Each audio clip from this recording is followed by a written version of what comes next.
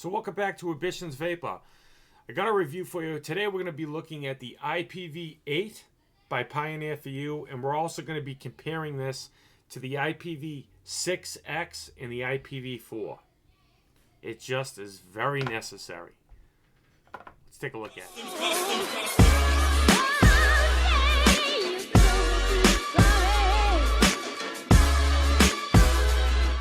So this was sent to me from Element Vape for the purpose of this review. Thank you very much, Element Vape, on sending this my way for review. Will not change my opinion of this box mod. What we're going to do in this review, guys, we're going to dive down. I'm going to go through the menu system. I'm going to show you the box, show you everything, give you a quick little tour and comparison of the IPV6x and the IPV4, show you what the differences are between the three. Then we'll come back up, we'll vape on it, talk on it. Pros and cons, final thoughts. If a mugger stole my book bag, would I go out and buy it? Let you know how much it is, where you can find it, and we'll wrap it up like usual, all right? So sit back, relax, grab a vape. Let's dive down. See you guys in a minute.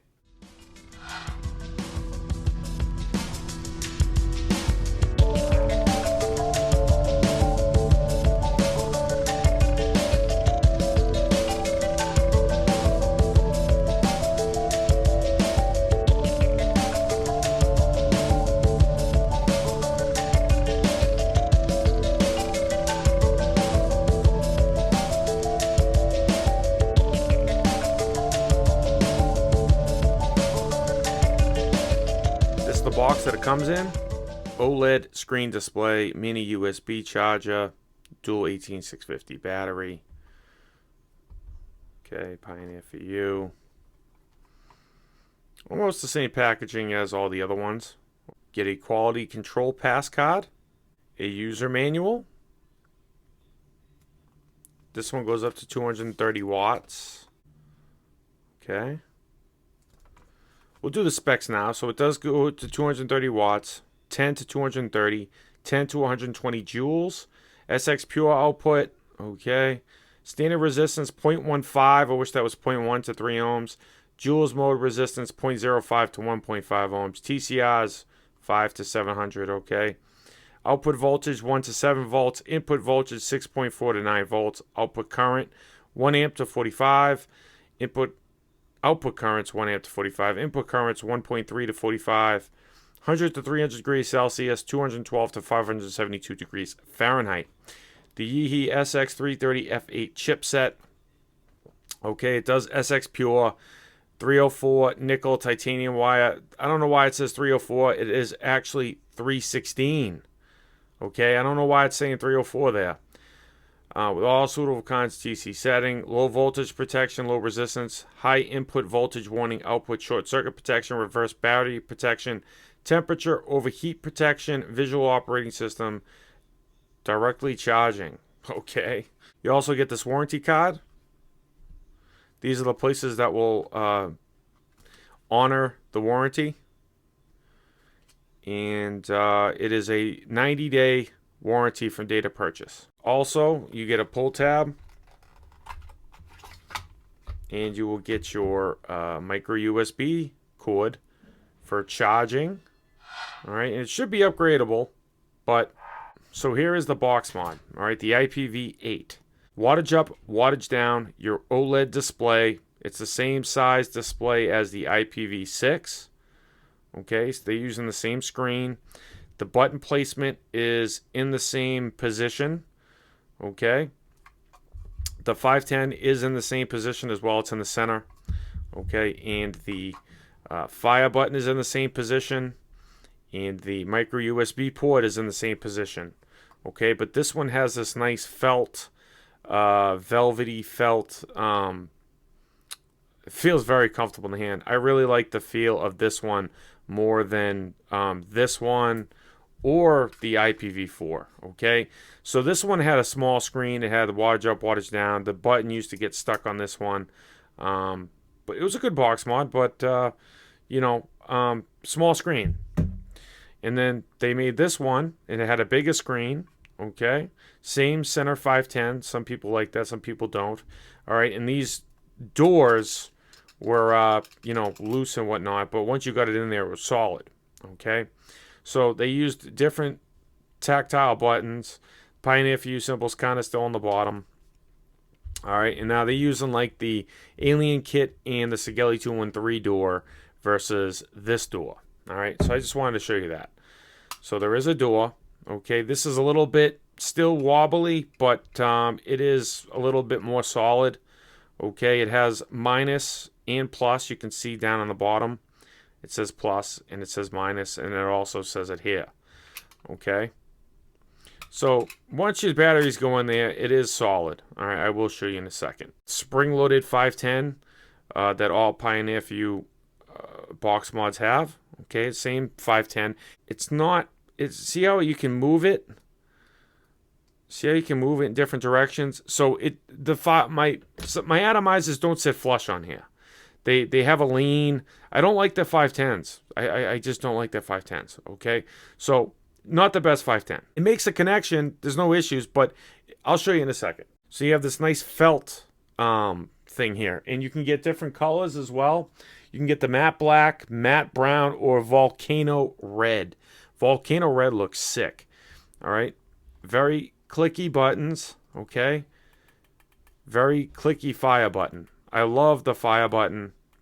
It's 87.7 millimeters tall, 27.8 millimeters thick, and then it's 42.4 millimeters that way. I don't know what it's made out of. I think it might be zinc alloy, but I'm not 100% sure. It does TCR. It has nickel, titanium, stainless steel, pure mode. The same exact thing as the IPV6, except the IPV6 goes to 200 and this goes to 230. This does have, I'll go to the menu system, but it does have 316 in the menu option, and this one had 304. Put your batteries in. It clicks in. It says IPV8. There's no button rattle, no battery rattle. The batteries are in solid. Okay, it feels solid as well with the batteries intact. 1, 2, 3, 4, 5. It's going to say IPV8. SE1 by UL sits on very nicely. I think it's because of the 510. It is on there flush. There's really small, maybe a minor gap, but that's a 24 millimeter on there very nicely. You can get 25s, no overhang, one bit, okay? So to get, to lock the resistance, you hit the plus and minus together, it will set the resistance. I have noticed that the resistance in TC mode does fluctuate. When you're vaping it, that will go up. And then when it cools off, it goes back down. So I wish you could have locked the resistance. It doesn't lock it, it sets it. I've seen it fluctuate. You know, like if I... See that? It fluctuates. So, you know, if you do it again, you know, I'll set it. It goes back down. But then it go, you know, it doesn't stay. All right, I just want to mention that. It does go up to 120 joules. 1, 2, 3 will lock it. Okay, so 3 clicks lock it. And then 3 clicks unlock it. 1, 2, 3, 4, 5. Will get you into the menu system. You can do joule or power. So you check Fahrenheit or Celsius. You can choose your temperature that you need. Hit fire again. Then you have coil. What type of coil that you're using. You can do manual TCR, nickel 200, titanium 1, stainless steel 316. Very nice that they added that. SX pure. Okay, and then you can go to manual TCR. I set mine to 92 because I have a stainless steel coil in here. I like to do TCR anyways. Hit the fire button again. It gives you the version. Yeehee SX330 F8 chipset. You hit it again, exit, and then it'll go back to the screen. But if we want it, or you can shut it off that way as well, just by hitting the up or down button. Now, if we want to go to power, you hit it again. It'll show you the version. You hit it again, exit, you go back in. All right. And it does go up to 230 watts, very fast. I like that as well. You have your battery indicator, just one. Would have been nice to maybe have two. Your ohms, your volts, your puff counter, and your wattage. If you go into Joule, and you go through all your stuff, okay, it's going to show your joules on the screen. it doesn't show you temperature on the screen. You know, to be able to adjust the temperature when you're already in there, 1, 2, 3, 4, 5, you're going to have to go in there and adjust it that way. I don't think I'm missing anything here. But, that's the way it's going to look in TC mode or temperature mode, okay? That's the menu system, really. Nice outside. Nice. This felt is very comfortable in the hand. I definitely like that touch. You can charge it, and it should be upgradable. It hasn't said anywhere in the manual, or it hasn't said anything on the website that it's upgradable. So it possibly could not be upgradable, but it seems like instead of them coming out with an update, they come out with a new box mod. That's kind of how things have been going with Pioneer4You. If I take my nice protruding 510 from my Twisted Messes, and I screw this on there, you see that? It wiggles and stuff, and it's not on flush, it's on crooked. Because it's got a really long protruding 510 pin. So if you have atomizers that have a long protruding 510 pin, it won't really sit good on here. It won't look good. It will fire, but it just won't look good. Okay, see that gap? See, they all have the same 510, same exact 510, except that one's got a ring, those ones don't. I think this is the most comfortable feeling in the hand than these two.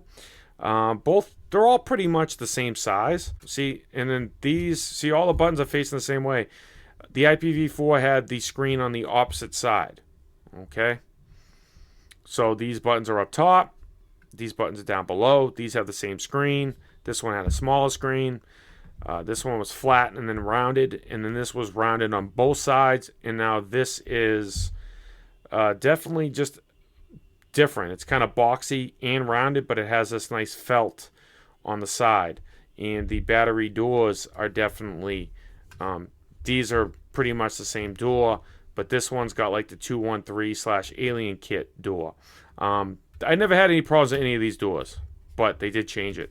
That is next to the Smock's 220 watt Alien box mod. That is next to the G-Priv by Smock, dual 18650, 220 watt. That is next to the Boss 3000 DNA 200 by Vaporized Nomads. That is next to the Nebula single 26650 by VapeR. That is next to the IPV5 by Pioneer4You. That is next to the RX 200S by Wismec. That is next to the Taro Pro by VapeR. That is next to the Minikin 150 by Osmotis. That is the close-up of the IPV8.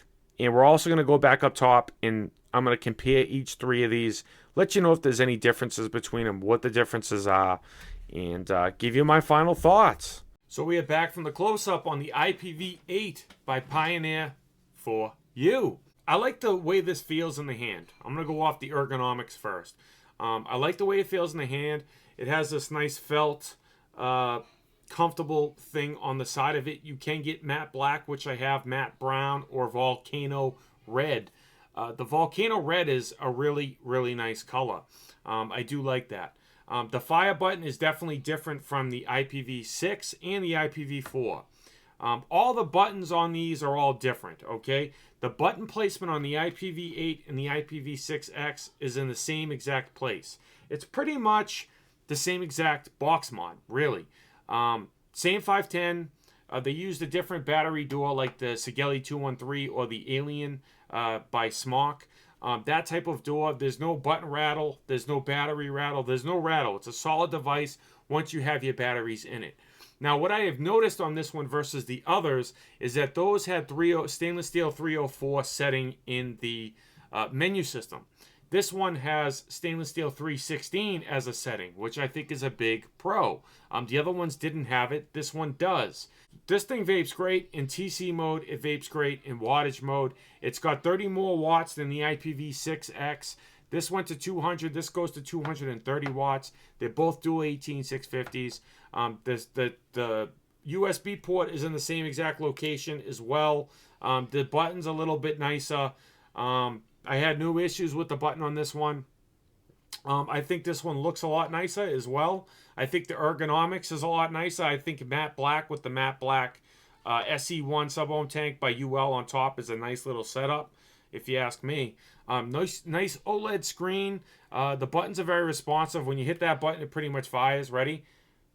Fire. So maybe about a half a second delay, if that, not really. Goes up to 120 joules in temperature control mode. Goes up to 572 degrees in Fahrenheit or 300 degrees in Celsius. That's very nice. But I have a device that has a 0.11 ohm build in it, and it fires it. So, you know, I don't really know what's up with their specifications. They're wrong. Okay? So if I put the Twisted Messes squared RDA on it, I have some M-Turk Alien Claptons in here. One of my favorite builds. Okay? 1, 2, 3, 4, 5. I'll go into power mode. Okay? It keeps the presets. Definitely keeps the presets. I've been vaping this at 110 watts and it keeps it. So when I go vape something else and come back, it keeps the presets of each mode. So if you have something that you like in TC mode and you're vaping it at 85 joules, like I am on the SE1 by UL, and then you have another atomizer that you put on and you go into, you know, power mode or whatever, it keeps both settings where they were when you last left off. It doesn't reset to whatever, you know, 5 watts, 10 watts. That's really nice. 0.11 ohm build, as you can see, it's a 0.11 ohm build, okay? And it fires it fine. And it will set the resistance, okay?